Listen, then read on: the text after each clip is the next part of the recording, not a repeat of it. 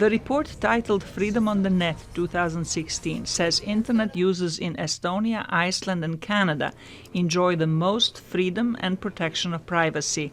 The most abuses of internet freedom were once again recorded in China, followed by Syria, Iran, Ethiopia, Uzbekistan and Cuba. What the likes of China and Iran have in common is an attempt to gain control over the online sphere within their own countries. And I think we see Russia going towards that direction, which is very troubling. Russia recently handed down its first maximum prison sentence under the anti-extremism laws for a non-violent political speech, and it imposed a whole spate of laws that restrict privacy and free speech. There was the passage of the data localization law in previous years, which was implemented in 2015.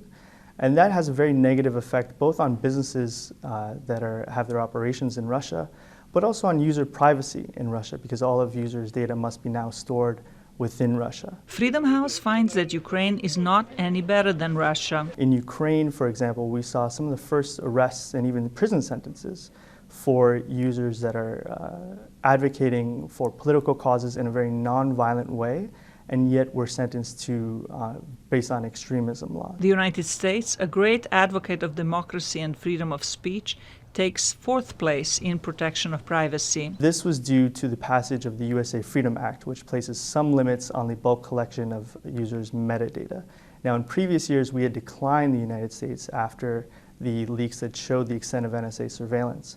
And what happened this year was very important because it was the first time that Congress passed limits on the activities of the NSA. Freedom House reports only a dozen other countries have improved since June of last year, while internet freedom declined in more than a half of the 65 surveyed countries, representing close to 90% of the world's users.